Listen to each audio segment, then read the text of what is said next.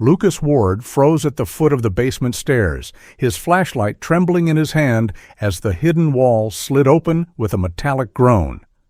Beside him, Rex, his German shepherd, growled, ears pinned back.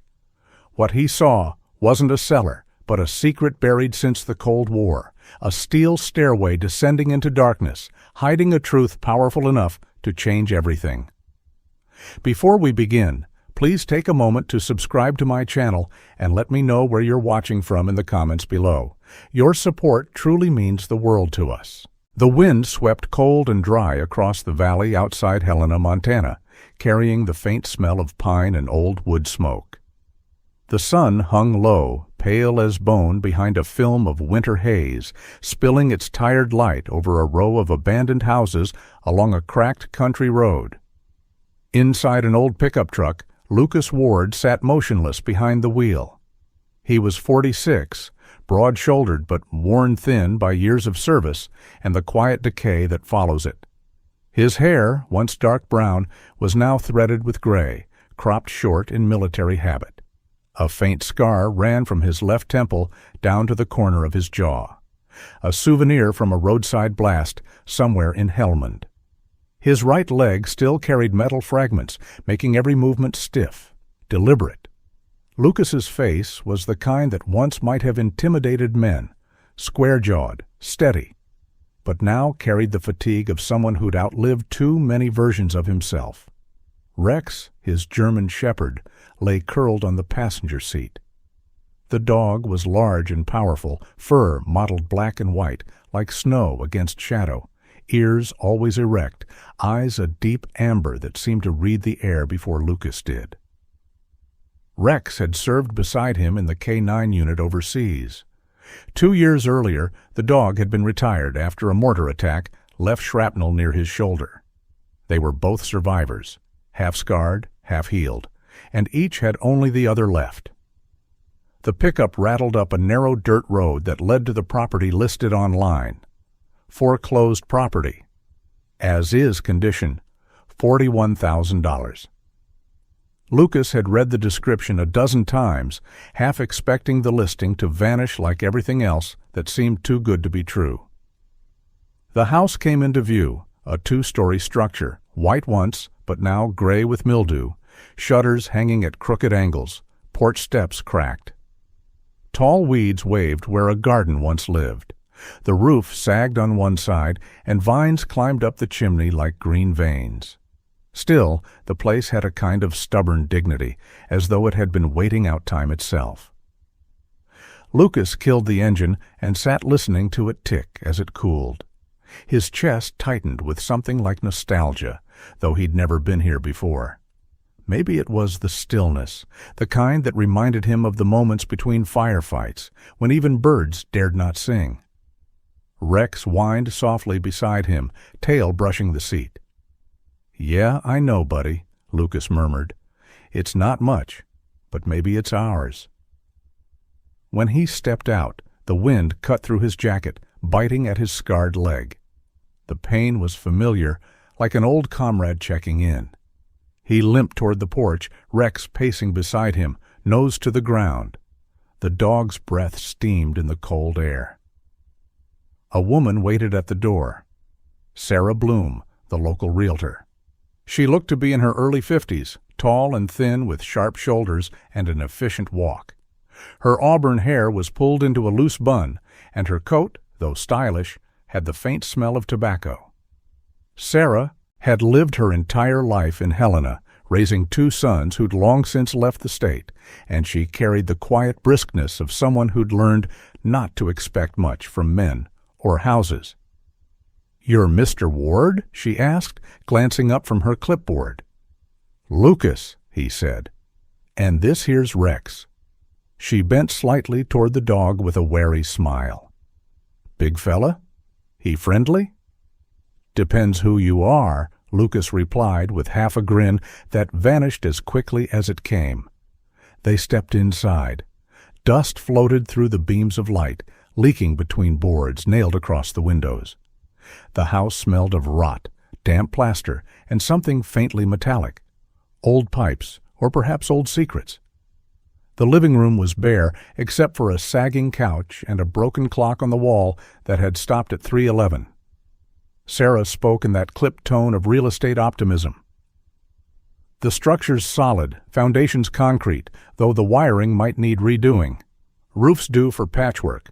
No major damage reported, just years of neglect. Lucas trailed a calloused hand along the wall, feeling the grooves where wallpaper had peeled. How long's it been empty? Almost 15 years, Sarah said. Belonged to a man named Henry Moore. He died in '06. No heirs anyone could find. The bank's been trying to unload it ever since. The name caught in Lucas's mind like a hook, though he couldn't say why. Maybe it was the faint military precision in the way the rooms were laid out, symmetrical, compartmentalized, like barracks. He wondered what kind of man Henry Moore had been, living alone in this shell of a house. Rex padded toward the narrow doorway leading to the basement. His claws clicked on the wood steps, and suddenly he froze, muscles taut, ears sharp. He let out a low growl. Lucas turned, his heart giving that old battlefield jolt. Sarah frowned. "What's wrong with him?" "Probably mice," Lucas said, but his voice lacked conviction. He whistled softly, and Rex obeyed, returning to his heel, though his gaze stayed fixed on the basement door. Sarah handed Lucas a set of keys, her expression brisk.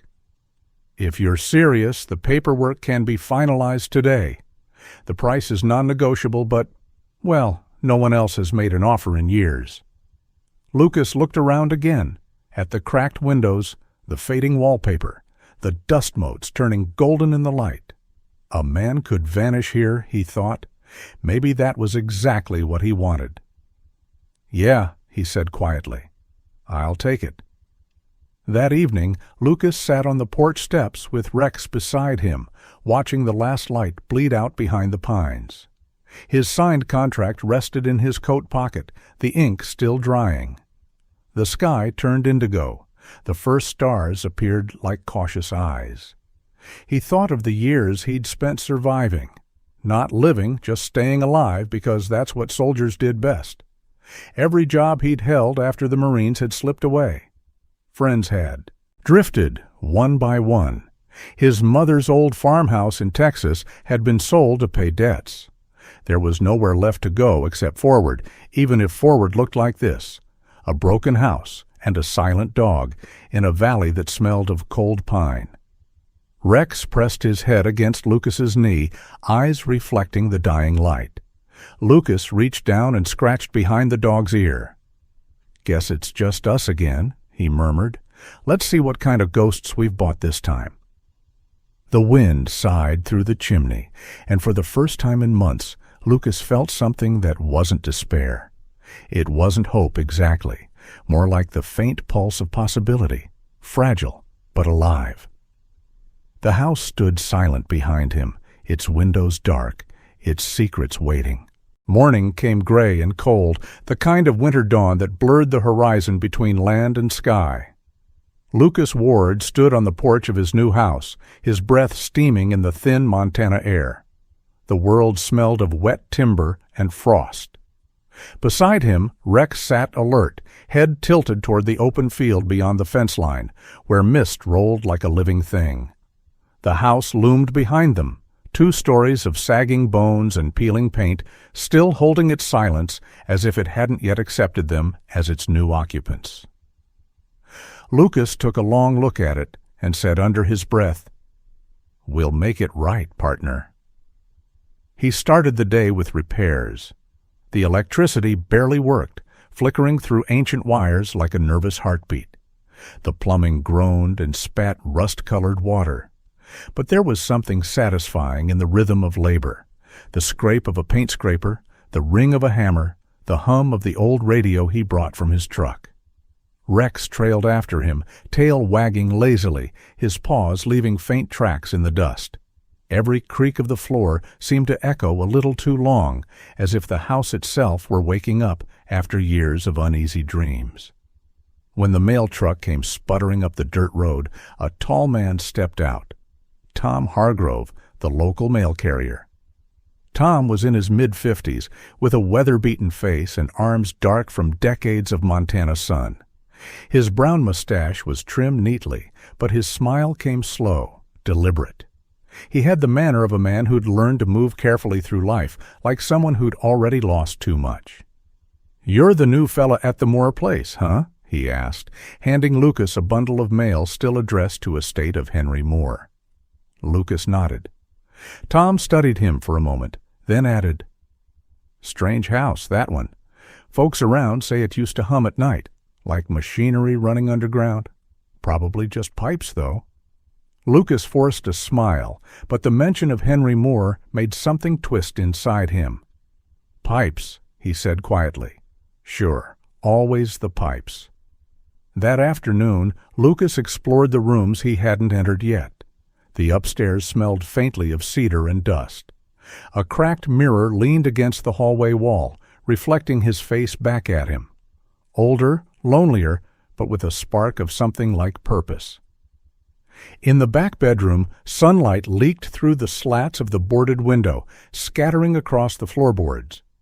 He found an old trunk under the bed, half buried in dust. Inside were yellowed papers, photographs, and a small leather journal tied with a fraying cord. The handwriting on the cover read, "H. Moore, 1963. Lucas traced the name with his thumb. Something about it made his chest tighten, like hearing an unfinished sentence from years ago. That night, the wind picked up, clawing at the shutters. Lucas sat at the kitchen table, reading the first page of the journal by lamplight. The entries were short, neat, almost military in tone. Notes about inventory, home repairs, mention of reinforcement work in the lower foundation. But halfway down the second page, the writing grew hurried, nervous. "If they come tomorrow, it must be sealed.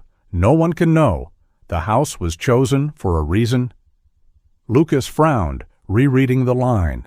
He closed the journal slowly. Rex, resting near the basement door, lifted his head and gave a low, uneasy growl. The sound came again, soft, rhythmic, like air escaping from the cracks in stone. Lucas set down the lamp and walked toward the noise. The basement door was cold to the touch. When he opened it, the steps descending into darkness smelled of earth and metal.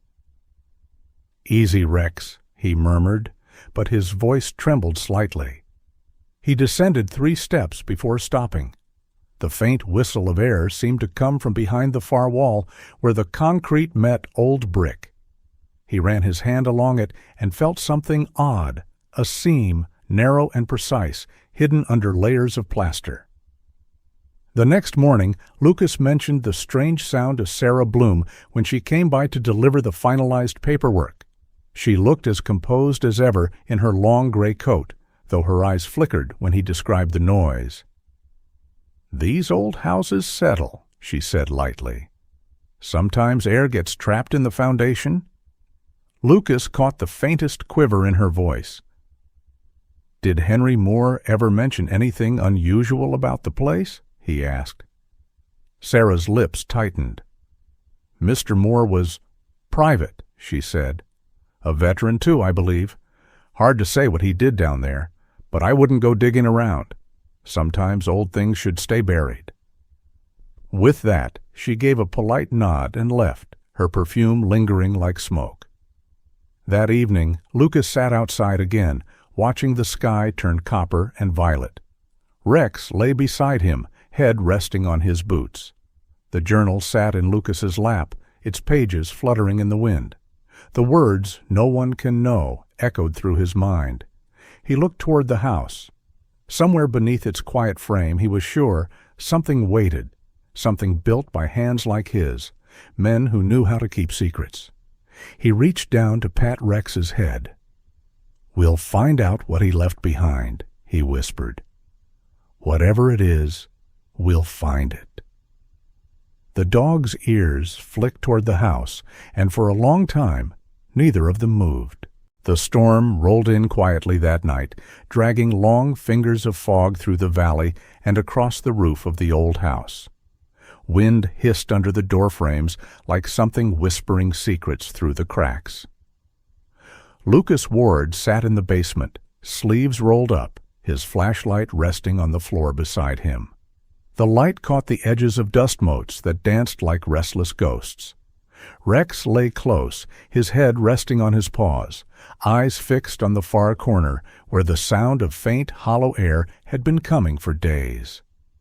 Lucas had cleared most of the old furniture, splintered shelves, rusted paint cans, a warped table that collapsed when touched. What remained was that one patch of wall that didn't quite belong. The bricks were smoother, newer, and oddly symmetrical compared to the rest. He crouched in front of it, his knee popping as he bent down and ran his fingers along the mortar. Rex stood, tail stiff, and pressed his nose into the corner, sniffing the seams. Suddenly the dog began to paw at it, claws striking stone. Lucas leaned in and saw it, a thin slit, barely wide enough to fit a fingertip. He hesitated. The house was silent except for the ticking of his old wristwatch, the one that had survived 3 tours and a blast that hadn't been meant for him. He reached into the crack, touched something metal, and pulled. The sound that followed was deep and mechanical, a low groan as if the earth itself shifted in its sleep. The bricks began to slide sideways, grinding against hidden tracks. Dust fell like snow. Lucas stumbled back, the flashlight trembling in his grip as a narrow opening appeared in the wall. Cold air gushed out, stale and metallic. It smelled like old iron and oil. Rex barked once, sharp and uncertain. "Easy," Lucas muttered, his pulse hammering in his ears. He picked up the flashlight and pointed it into the gap. Steps descended into darkness, steel and narrow, flanked by walls of concrete. "You've got to be kidding me," he whispered. Then he took a slow breath, turned to Rex, and said softly, "Stay close." They descended one step at a time. Each footfall echoed faintly, swallowed by the tunnel below. The light cut through layers of dust and cobwebs until the stairs opened into a small underground chamber.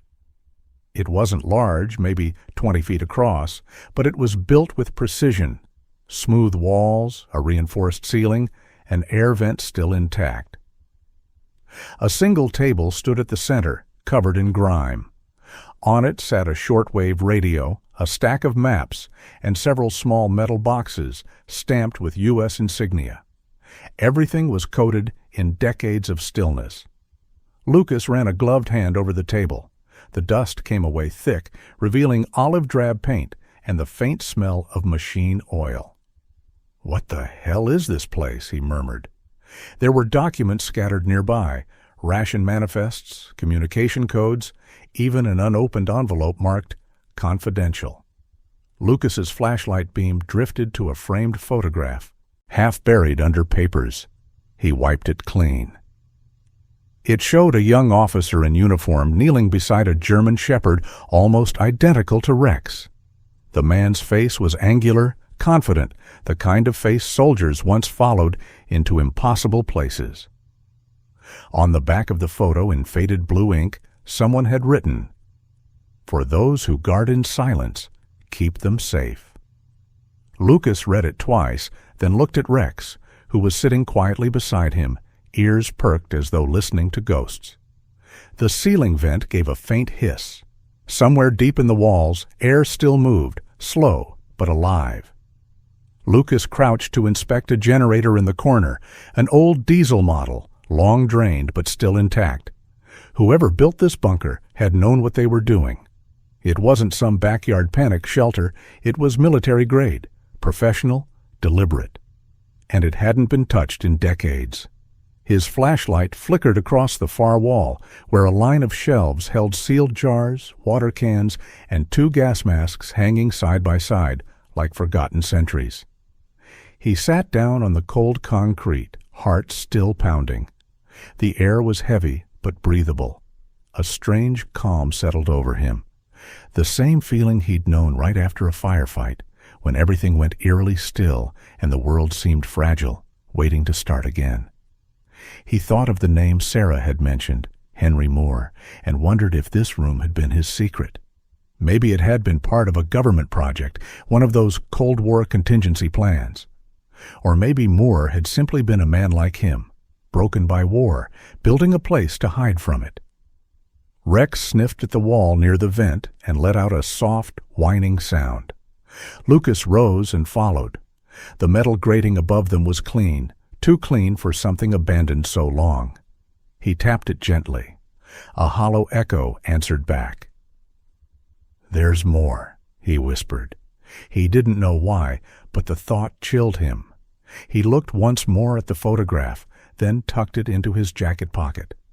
As he climbed the stairs, closing the passage behind him, the mechanical latch clicked back into place with unnerving precision. The wall looked solid again, as though it had never moved at all. When Lucas returned upstairs, dawn was breaking. He opened a window for the first time since he'd bought the house, letting the cold air flood in. Rex sat by the doorway, watching him with steady amber eyes. Lucas poured himself a cup of coffee, hands still shaking slightly, and stared at the basement door. "We'll go back down," he said finally, his voice low. "But not today." Outside, the wind carried the sound of distant crows. Somewhere beneath the floor, the hidden room waited, patient and unblinking. The following morning broke pale and windless, the house sitting under a film of fog that dulled every sound. Lucas Ward had barely slept. The image of that photograph, the officer and the dog, the handwriting on the back, kept replaying behind his eyes. The words felt personal, like they had been left for him alone. He brewed black coffee on the old gas stove and stared at the floorboards, wondering what kind of man would build a secret room beneath his own home. He finally returned to the basement with Rex padding silently behind. The dog moved cautiously, sniffing each step, tail stiff and low. Lucas switched on his flashlight and ducked through the narrow entrance again. The air below still held that metallic chill. He spread the documents across the table, ration logs, blueprints, and one thick folder labeled Project Iron Haven, 1963. The typewriter ink had faded to a smoky gray, but the seal of the Department of Defense was unmistakable. He flipped through the pages, scanning lists of materials and site coordinates across Montana and Wyoming. The tone of the writing was bureaucratic, but one line in the preface made his breath pause. Construction sites will be disguised as private properties. Ownership will be transferred to cooperating officers. Lucas realized this house had been part of a network, an invisible chain of shelters meant to outlast the world. Among the files, he found a leather-bound notebook, the pages brittle and yellowed at the edges. Inside, the handwriting was elegant, careful, but with a soldier's economy of words. The first entry read, Captain Henry Moore, reporting, Phase 1 complete. Local contractors unaware of true purpose. As Lucas read further, the tone changed. The later entries carried an unease that felt eerily familiar. Orders unclear. Washington silent. Some of us question whether these shelters are meant to save lives or bury them. By the final page, the ink had smudged as if written in haste. If anyone finds this, keep it safe. Not for me, but for whoever comes after. The world always forgets the ones who prepare for its survival. Lucas closed the book and sat back. He could almost picture Henry Moore, the disciplined officer, maybe in his 40s, broad-shouldered, neat hair cut close to the scalp, a man who probably stood ramrod straight even when alone. Lucas imagined him overseeing the bunker's construction, worrying not about nuclear fire, but about the silence that followed orders no one questioned. A noise above startled him. Footsteps creaked overhead. Rex stiffened, growling low in his throat. Lucas grabbed the flashlight, climbed the steps, and pushed open the basement door. Sarah Bloom stood in the hallway, framed by the cold light from the front window. Her auburn hair was damp from fog, her long gray coat unbuttoned. She held a clipboard against her chest like a shield. "I didn't mean to scare you," she said. I saw your truck out front, but the lights were off. Thought you might need help settling in." Lucas studied her carefully. There was something guarded in her eyes, a flicker of recognition when she glanced toward the basement door. "You ever know a man named Henry Moore?" he asked quietly. Sarah hesitated. Her jaw tightened before she answered. "He was a client of my father's. I was just a teenager then. He bought this place through our agency, cash deal. Never spoke much. I remember him wearing his uniform even when he came to sign papers." Lucas leaned against the doorframe. "You said he died alone." "Yes," she replied. "Heart failure, they said. But—" She trailed off, eyes flicking toward the floor as if reconsidering her words. "After he passed, the bank tried to auction the property. Workers refused to clean the basement. Said the air felt wrong down there." She smiled thinly, trying to make light of it. "Old houses collect stories, I suppose." He didn't smile back. "This one's collected more than that." Sarah looked at him a long moment, then sighed. "Lucas, whatever you found down there, maybe it's best left be. Some things don't need witnesses anymore." She turned and left without another word, her boots clicking faintly across the porch until the sound vanished into fog. Lucas stood in the silence that followed, the echo of her warning lingering like smoke. Rex brushed against his leg, eyes bright, expectant. Lucas knelt to rub the dog's neck. "If Henry built this to protect people," he said softly, "then walking away isn't an option." He looked toward the basement door once more. Somewhere beneath his feet, decades of forgotten purpose waited, patient as a loaded weapon. The next few days passed under a restless Montana sky, clouds drifting low enough to brush the ridge of the old house. Lucas Ward had spent most of that time rereading the files in the bunker, marking passages he couldn't stop thinking about. Project Iron Haven wasn't just a military contingency, it was a ghost story written in government ink. Each page hinted at secrecy layered upon secrecy, and the more he uncovered, the less he slept. On the fourth morning, a knock at the door startled him. Rex barked once, deep and commanding. Outside stood Claire Donovan, a young reporter from Billings who had called him 2 days earlier after hearing a rumor from the local Veterans Hall. She couldn't have been more than 30, slender but sharp-edged in presence. Her dark blonde hair was tied in a loose braid, a few rebellious strands framing a freckled face. Her eyes were a striking gray, the kind that seemed to see past rehearsed answers. She wore a brown corduroy jacket, faded jeans, and a camera slung across her shoulder. Her boots were still wet from the mud. "Mr. Ward?" she asked, offering a brisk handshake. "Claire Donovan, the Helena Chronicle. You said you found something unusual here." Lucas studied her warily. "Unusual's one word for it, but if you're looking for ghosts, this place has plenty." He stepped aside, letting her in. Claire walked slowly through the living room, her gaze moving over the cracked walls and the boarded windows with the fascination of someone who loved forgotten places. "You live here alone?" she asked. "Just me and Rex," he said.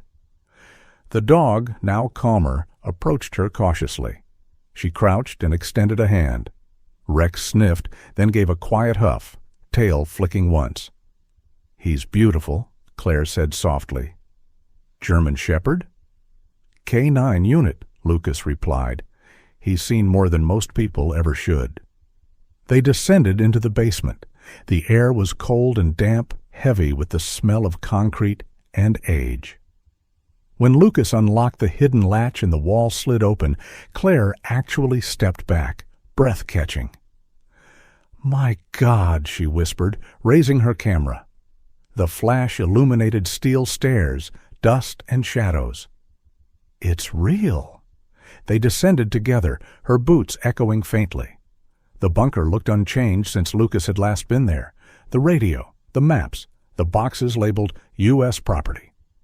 Claire moved carefully, photographing every detail. "It's like walking into 1963, she murmured. Nothing's disturbed. No vandalism, no rot. It's preserved. Lucas nodded. Feels like it's been waiting. Claire's flashlight swept over the far corner, catching the reflection of metal. She knelt by an old cabinet and tugged at the handle. The door creaked open reluctantly. Rex, watching closely, suddenly barked twice, pawing at the lower panel. Lucas crouched beside him and pulled away a loose section of steel. Behind it was a narrow recess, barely visible in the dark. Inside lay a small tin box, sealed with a military insignia. Dust coated it like frost. Lucas pried it open carefully. Inside, wrapped in yellowed paper, was a letter sealed with wax. The envelope bore the name Margaret Moore. Lucas's pulse quickened. "His wife?" he whispered. Claire looked over his shoulder. "Has it ever been opened?" "No," Lucas said, "and it's been sitting here for 60 years. She took a careful photo before stepping back. If this story's true, it's not just history, it's erasure. This project doesn't exist in any public record I've seen." She spoke quickly now, her investigative energy taking hold. "I've been researching declassified Cold War shelter programs for months. There's nothing called Iron Haven in any archive. It was scrubbed clean." Lucas slid the letter into a plastic sleeve, his movements deliberate. "Then maybe it was never meant to be found." Claire straightened, her voice softer. "Then you just became the first person to find proof it was real." They exchanged a long, weighted look. For the first time in years, Lucas felt something other than weariness, a spark of purpose. Above them, thunder rumbled faintly in the hills. Rex barked once more, his gaze fixed toward the basement door, as if he sensed that something far larger had just been set in motion. The morning broke clear and cold, sunlight spilling through the cracked windows like thin gold ribbons.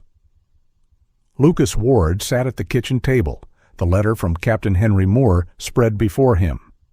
Claire Donovan had stayed up most of the night at her motel, cross-referencing military archives and forgotten registries. When she returned at dawn, she looked exhausted, but alive with purpose. Her hair was still damp from the mist, eyes sharp behind thin-rimmed glasses she wore only when she worked. "You'd better sit down for this," she said, dropping a folder onto the table. Inside were photocopies of military rosters from 1962, the 3rd Marine Engineer Battalion. Lucas stared at one familiar name printed in fading ink. Sergeant Thomas Ward. His father. He hadn't spoken the name aloud in years. Claire leaned forward, pointing to the line just below. Captain Henry Moore, same deployment, Okinawa, early Cold War Construction Division. They built reinforced command shelters across the Northwest. She flipped another page, revealing a blueprint labeled Site 27A, Iron Haven Test Facility. Coordinates matched the property Lucas now owned. "Your father was part of the team that designed this place. Moore stayed behind when it was decommissioned." Lucas felt his pulse throb in his ears. His father had died when he was 17. Heart attack, the Army had said. But what if that wasn't the whole truth? "He never talked about it," Lucas murmured.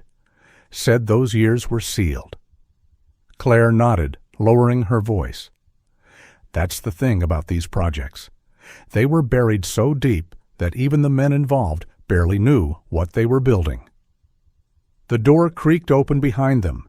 It was Tom Hargrove, the mail carrier, who had stopped by after hearing about reporters swarming the area. He looked older in the daylight, sunken eyes, silver stubble, and a heavy parka that had seen too many winters. "You two might want to see this," he said, holding out a folded newspaper. The headline read, "Hidden Cold War Bunker, Found Beneath Veteran's Home." Lucas's chest tightened as he saw a photo of his own porch printed on the front page. "They already know," he whispered. Tom shrugged. "News travels fast in a town with nothing better to do." Claire frowned. "This isn't how I wanted it to come out." Someone must have leaked it. Tom hesitated, rubbing his jaw. Could be Sarah Bloom. She's been talking to county records. Said the state historical office called her this morning. His tone held no judgment, only quiet fatigue, the kind of resignation that comes from living too long with half-truths. By noon, a dark sedan rolled up the gravel road. 2 men in suits stepped out, one young, one older. The older man introduced himself as Colonel Raymond Ellis, retired Air Force liaison for Cold War historical preservation. He was tall, with neatly combed gray hair and the square posture of a man who still lived by regulations. His handshake was firm, eyes assessing. "Mr. Ward," he said, "we've been aware of the Iron Haven facilities for some time, but this is the first intact site ever located." His younger aide, a quiet man with sandy hair named Specialist Drew, took photographs, his movements precise and wordless.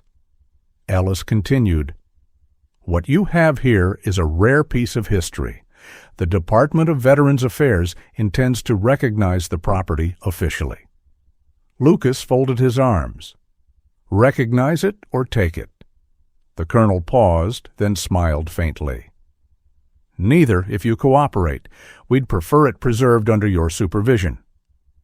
He placed a letter on the table, an official declaration marking the site as historically protected federal property. "You'll receive assistance for maintenance, and your name will remain on record as caretaker." By evening, local veterans arrived offering to help restore the house. They came with tools, generators, and quiet camaraderie, the kind men shared without needing to speak much. Tom stayed late, nailing boards over broken windows while Claire documented everything for her story. As night fell, Lucas stood outside, watching the porch light glow for the first time in decades. Rex sat beside him, calm and steady, tail brushing the porch wood. He looked toward the horizon, where the mountains turned violet under dusk. "He helped build it," Lucas murmured. Claire stepped beside him, smiling softly. "And now you're the one keeping it safe." Lucas nodded. For the first time in years, the weight on his shoulders didn't feel like a burden. It felt like a purpose. The winter sun rose pale and steady over the Montana plains, turning the frosted fields into sheets of quiet gold. A year had passed since the day government trucks rolled up the gravel road and history stepped out of the shadows. The farmhouse no longer looked abandoned. It had been reborn. The roof gleamed with new shingles, the porch boards were sturdy beneath fresh varnish, and smoke curled from the chimney like a promise kept. Inside, the air smelled faintly of cedar and coffee, and the sound of laughter often echoed through the halls that had once known only silence. Lucas Ward stood at the edge of the basement stairs, a mug in hand, his limp barely noticeable now. The pain in his leg had faded, replaced by a sense of purpose that steadied him more than any crutch ever could. He descended slowly, Rex padding beside him, older now, his black and white fur streaked with silver, but his eyes still sharp and bright. The bunker had become a small memorial and learning space. Lucas opened it to veterans, students, and researchers by appointment, guiding them through the preserved rooms. That morning, a school group arrived, led by Mrs. Hannah Myers, a history teacher in her early 40s. She was tall, with light brown hair tied in a bun, and a warmth in her voice that drew the children's attention without effort. She admired the photographs on the walls with quiet reverence. "You've done something remarkable here, Mr. Ward," she said softly. "You've turned silence into memory." Lucas smiled faintly. "I just helped it be heard again." They entered the main chamber, where 2 framed photographs hung side by side beneath a single lamp. On the left was Captain Henry Moore, standing proud in uniform beside his German Shepherd in 1963. Black and white, time frozen behind their eyes. On the right, a modern color photograph.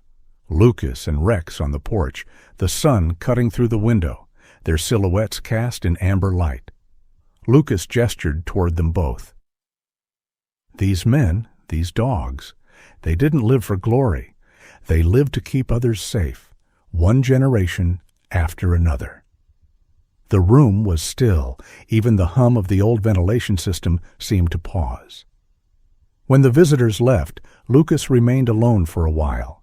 He traced a hand along the cold steel wall, remembering the first night he discovered the hidden latch. The man he was back then, tired, broke, and lost, felt like a ghost of another life. Now this place breathed again because he had refused to walk away. Upstairs, the sound of Rex's nails clicked against the wooden floor as he settled on the porch. Lucas climbed up and stepped outside. The sky was a soft gradient of pale blue and silver, the kind that always came before snow. He looked toward the horizon, where the fields stretched endless and bright. Smoke from the chimney drifted gently, curling like a prayer into the winter air. Lucas exhaled, the steam of his breath mingling with the cold. "We all kept them. Safe," he murmured, voice low but steady. Rex raised his head, amber eyes reflecting the light. The wind moved softly across the grass, whispering through the old wooden fence. The world felt whole again. Miracles aren't always born from thunder or fire. Sometimes they begin quietly, in the simple act of not giving up. Every moment we choose compassion over anger, faith over fear, God is there, weaving light through our struggles. His grace hides in ordinary days, in the warmth of home, the loyalty of a friend, the courage to start again. May this story remind us that even when life feels heavy, His plan is still unfolding with purpose and love. Share this story, leave a comment, and subscribe to keep spreading faith, hope, and the reminder that God still works through those who believe. May the Lord bless and protect you and your family, and may His gentle light guide your path always.